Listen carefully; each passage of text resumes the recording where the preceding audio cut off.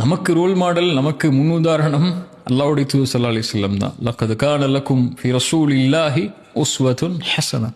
அல்லாஹ்வுடைய தூதரிடத்தில் ஃபி ரசூலில்லாஹி, அல்லாஹ்வுடைய தூதரிடத்தில் உங்களுக்கு அழகிய முன்மாதிரி இருக்கு. எல்லாம் அவங்க மேலே கீழே, ஆடை, அவங்களுடைய முகம், அவங்களுடைய தோற்றம், அவங்களுடைய உணவு, அவங்களுடைய பழக்க வழக்கம், அவங்களுடைய வாழ்வு முறை எல்லாம் உங்களுக்கு உஸ்வத்துன் ஹஸனா.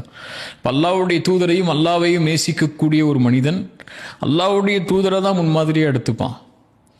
நீங்கள் இன்றைக்கி சோஷியல் மீடியா இன்ஃப்ளூயன்சர்ஸ் அல்லது ஆக்டர்ஸ் அல்லது நீங்கள் சொல்லக்கூடியவங்க எல்லாம் அதுவெல்லாம் போலியான பிம்பம் இல்லையா? அவங்க வாழ்வு முறை வேற, அவங்க உங்களுக்கு முன்னாடி காட்டுறது வேற, அவங்க வெளியே இருக்கிறது வேற, உள்ள இருக்கிறது வேற.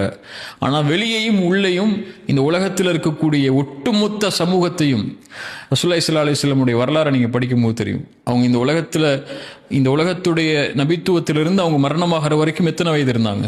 63. 40 வயதுலேருந்து 63 வயது வரைக்கும் 23 வருஷத்துடைய ஒரு மனிதருடைய வாழ்க்கை. அவ்வளோதான். 23 மனிதருடைய ஒரு வாழ்க்கை ஒட்டுமொத்த உலகத்துடைய பெரும்பான்மை சமூகத்தை ஒரு மனிதரை அவங்க பார்த்ததில்லை. ரசூலுல்லாஹ் பார்த்துருக்காங்களா இந்த உலகத்தில்? யாராவது நம்ம வாழக்கூடிய ஜென்ரேஷனில் பார்த்ததில்லை. அவங்களுடைய உருவம் எப்படி இருக்குன்னு தெரியாது.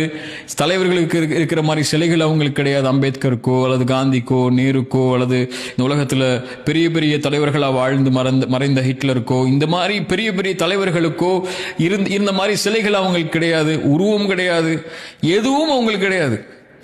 ஆனால் 23 வருடத்துடைய ஒரு மனிதருடைய வாழ்க்கை ஒட்டுமொத்த உலகத்துடைய மனிதத்துடைய பெரும்பான்மை சமூகத்தை அந்த மனிதரை நேசிக்கிற அளவுக்கு ஆக்குதுன்னா, அப்ப அந்த மனிதருடைய வாழ்க்கையை தவிர யாருடைய வாழ்க்கை முன்னுதாரணமா இருக்க முடியும்?